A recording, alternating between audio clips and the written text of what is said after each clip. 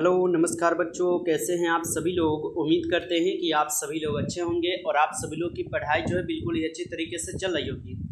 तो प्यारे बच्चों, आज की इस क्लास में जो है हम सभी लोग पढ़ने वाले हैं क्लास 12th जियोग्राफी के 70 मोस्ट इम्पोर्टेंट ऑब्जेक्टिव क्वेश्चन को, जो कि प्यारे बच्चों आपके बोर्ड परीक्षा के लिए काफ़ी इंपॉर्टेंट है। तो आप सभी लोग जो इस क्लास को बिल्कुल एंड तक देखिएगा, जिससे कि आप जो बच्चों इन सभी क्वेश्चन को अच्छे से याद कर पाएंगे। तो आप लोग अपने बोर्ड परीक्षा में जो है सभी क्वेश्चन को आसानी तरीके से बना पाएंगे।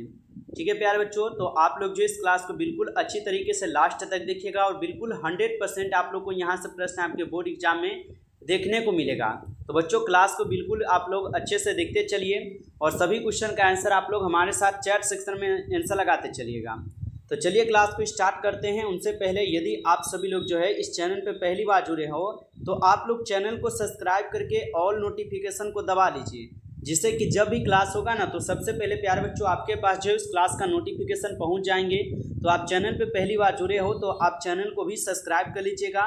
अगर आपको क्लास अच्छा लगेगा बच्चों तो क्लास को आप लाइक जरूर कीजिएगा।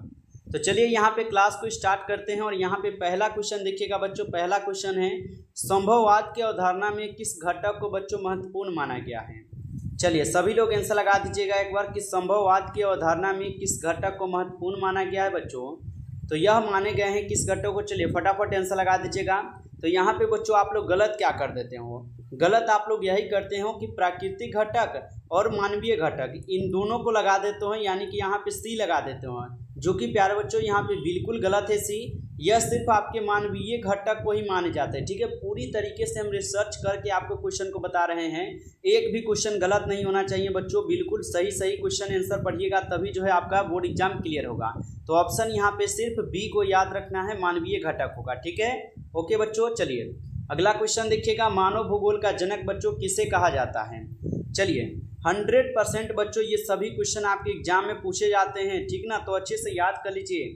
चलिए बताइए मानव भूगोल का जनक बच्चों किसे कहा जाता है।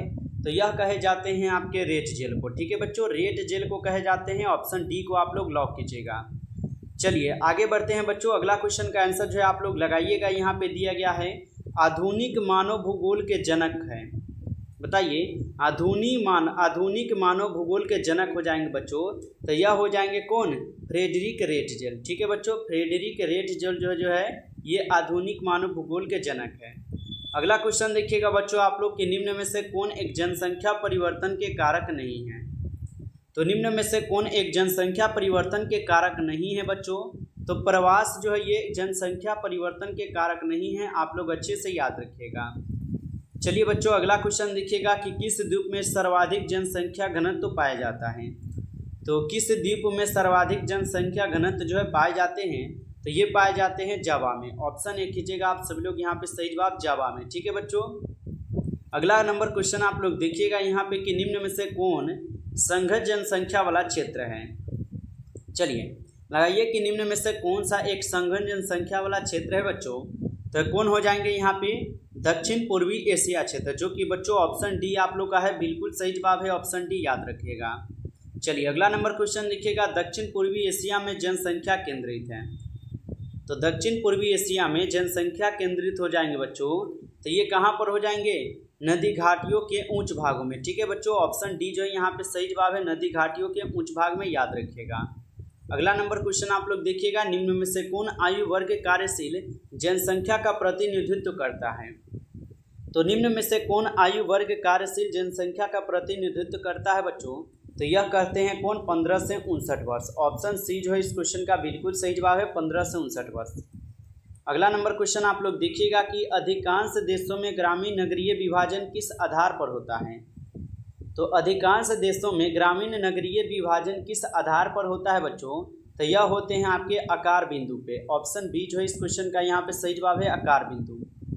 अगला नंबर क्वेश्चन देखिएगा कि मानव विकास की अवधारणा निम्नलिखित में से किस विद्वान की देन है। तो मानव विकास की अवधारणा निम्नलिखित में से किस विद्वान की देन है बच्चों। तो यह हो जाएंगे डॉक्टर महबूब उल हक जी के। ठीक है बच्चों, डॉक्टर महबूब उल हक जी का है, याद रखिएगा। चलिए बच्चों अगला नंबर क्वेश्चन का आंसर लगाइए, खट्टे फलों की कृषि संबंधित है। चलिए आप लोग लगाइएगा आंसर कि खट्टो फलों की कृषि बच्चों किससे संबंधित है। तो यह संबंधित है भूमध्यसागरीय कृषि से। ऑप्शन सी को आप लोग सही जवाब कीजिएगा यहाँ पे। अगला नंबर आप लोग क्वेश्चन देखिएगा, मसाई क्या है? बताइए मसाई क्या है बच्चों? तो मसाई जो है यह एक प्रकार की क्या है, जनजाति है बच्चों। ऑप्शन बी जो है यहाँ पे सही जवाब है, जनजाति है, याद रखिएगा।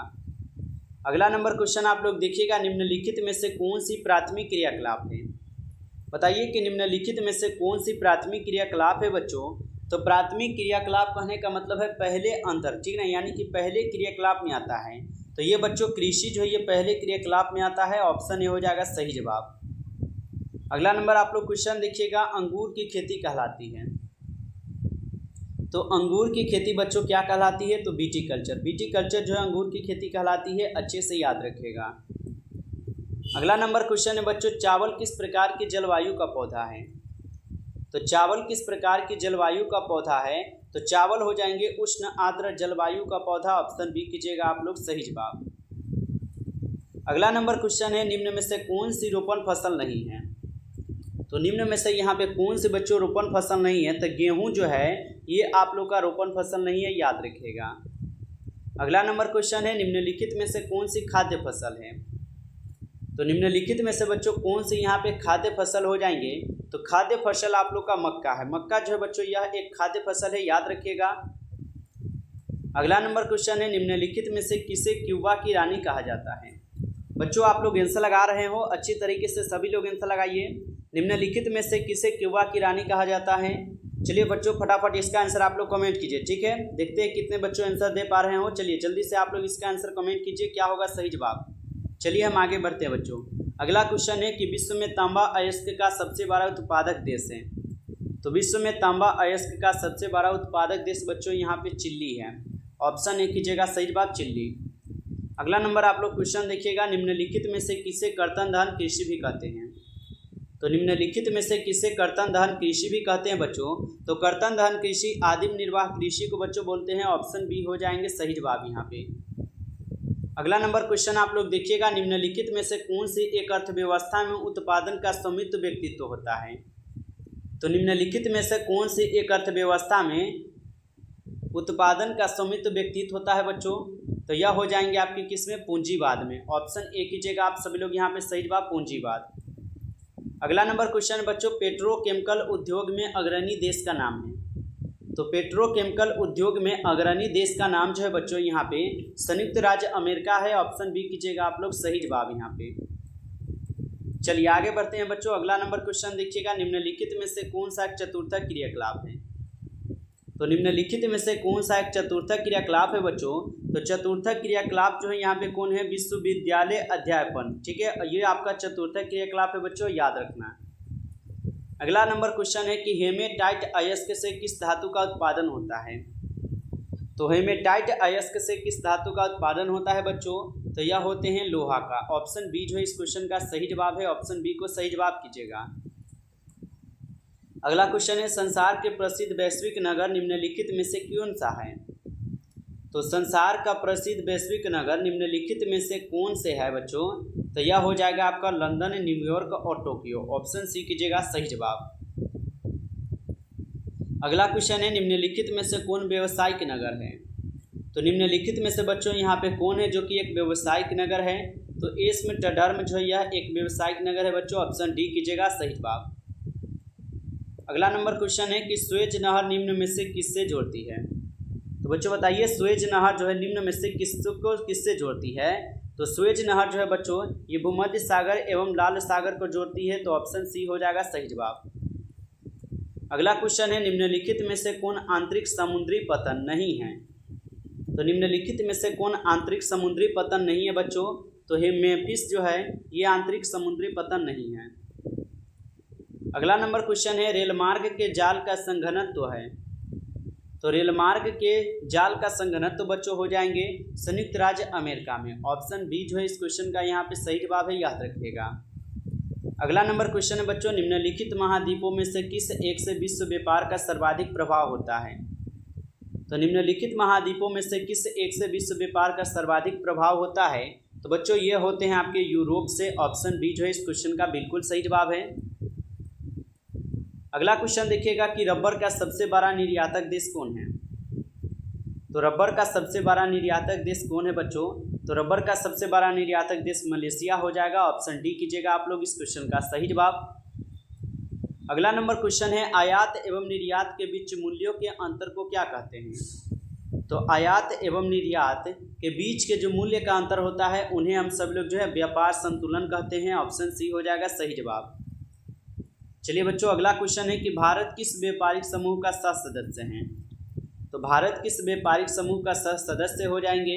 तो यह हो जाएंगे सार्क का बच्चों। ऑप्शन सी कीजिएगा आप लोग सही जवाब। चलिए अगला नंबर क्वेश्चन आप लोग देखिएगा, जल अभाव वाले क्षेत्रों में किस प्रकार की जो है यहाँ पे बस्तियाँ पाई जाती हैं? तो जल अभाव वाले क्षेत्रों में किस प्रकार की बस्तियाँ पाई जाती है बच्चों? तो इसमें आपके प्रकीर्णन बस्ती पाई जाती है। ऑप्शन बी जो है इस क्वेश्चन का सही जवाब है। अगला क्वेश्चन देखिएगा, वर्ष 2011 के प्रारंभ में भारत में कितनी मिलियन सीट थी? तो वर्ष 2011 के प्रारंभ में भारत में कितनी मिलियन सीट थी? इस क्वेश्चन का सही जवाब ऑप्शन ए हो जाएगा 53 मिलियन सीट थी। याद रखिएगा आप सभी लोग। चलिए बच्चों, अगला क्वेश्चन देखिएगा आप सभी लोग कि भिलाई किस वर्ग का है? तो भिलाई किस वर्ग का नगर है बच्चों?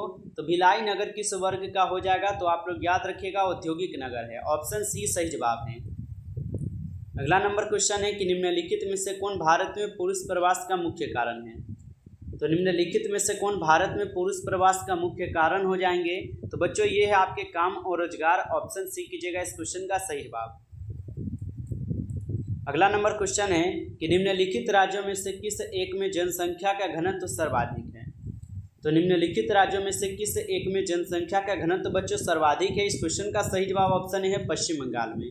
ऑप्शन ए कीजिएगा आप लोग सही जवाब। चलिए अगला नंबर क्वेश्चन आप लोग देखिएगा, भारत में सबसे पहली जनगणना कब की गई थी? तो भारत में सबसे पहली जनगणना जो है कब की गई थी? इस क्वेश्चन का सही जवाब जो है बच्चों यहाँ पे क्या हो जाएंगे?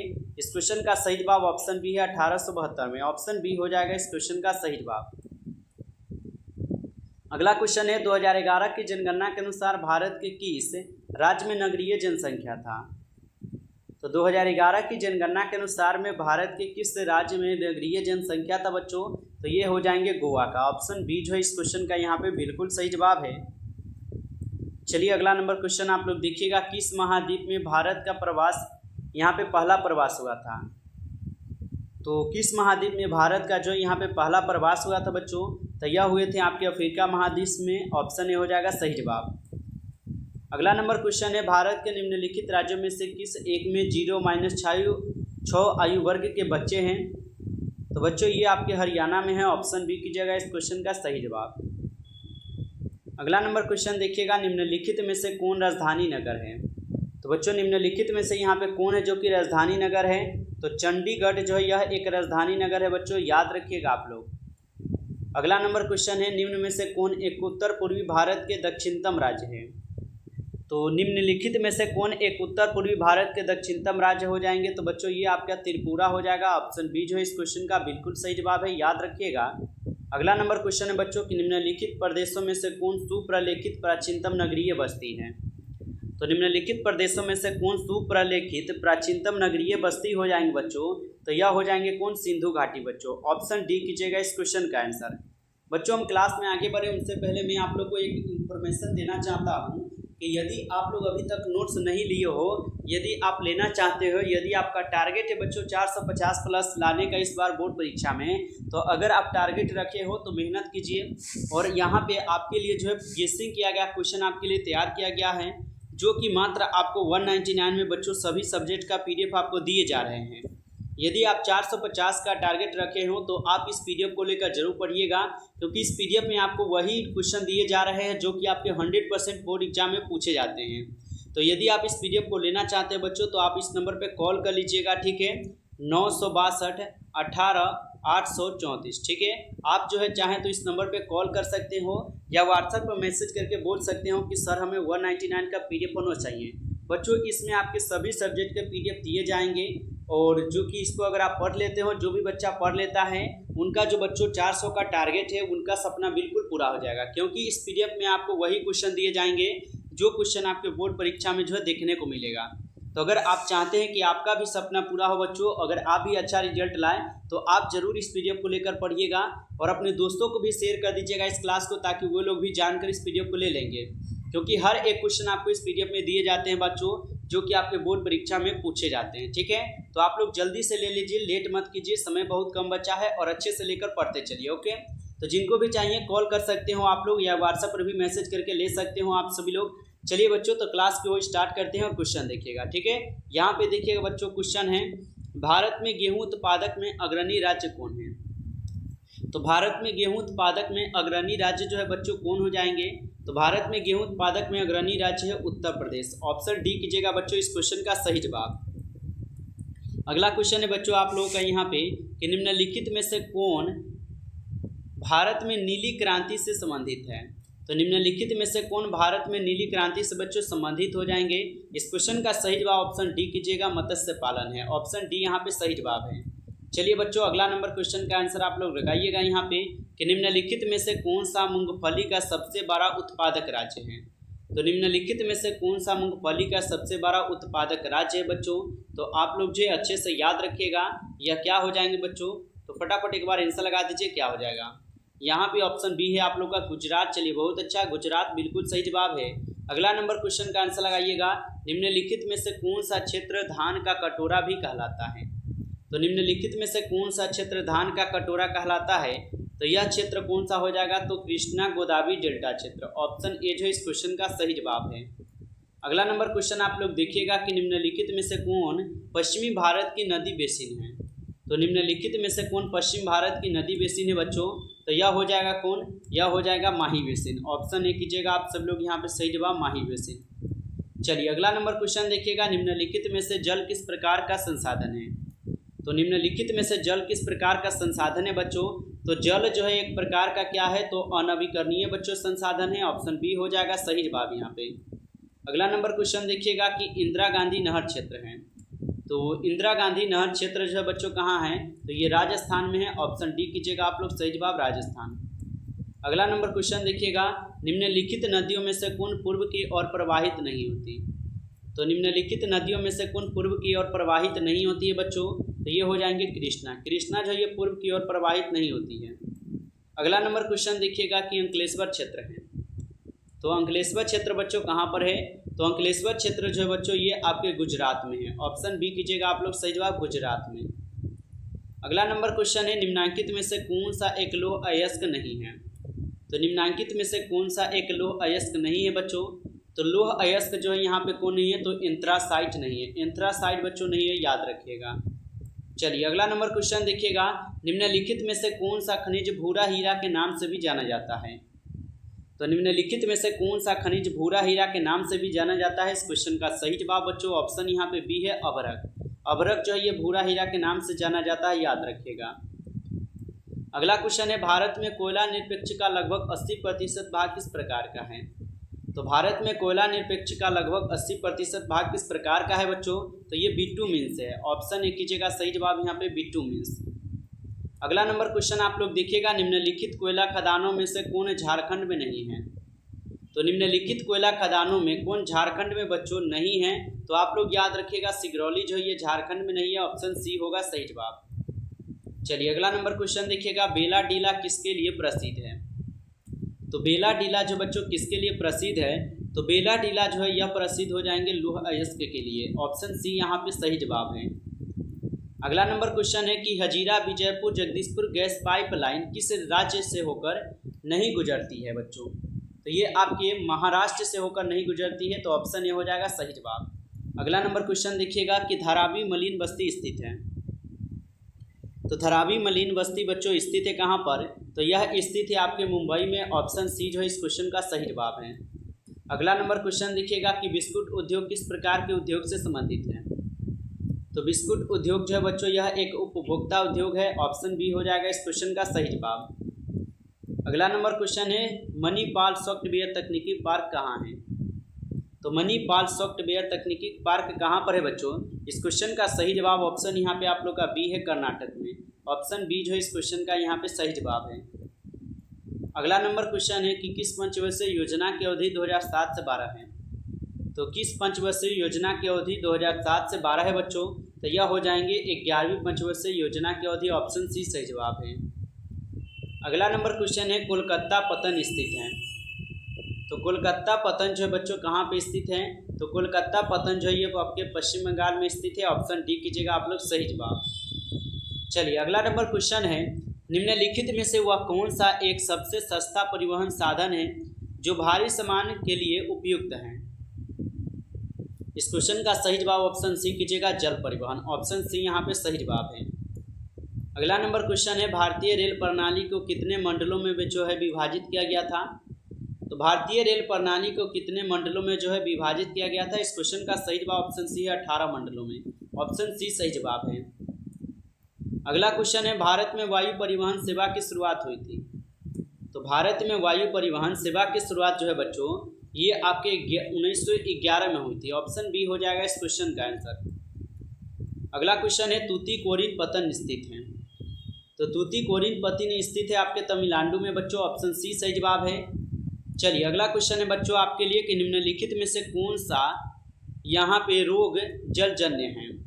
तो यहाँ पे निम्नलिखित में से कौन सा रोग जलजन्य रोग हो जाएगा बच्चों, तो अतिसार हो जाएगा। ऑप्शन बी जो है यहाँ पे सही जवाब बच्चों, याद रखिएगा।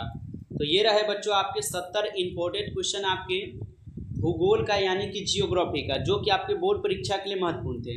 बच्चों यदि आप लोग को ये क्लास अच्छा लगा हो तो आप लोग जाने से पहले सभी लोग एक बार क्लास को लाइक कर लीजिए।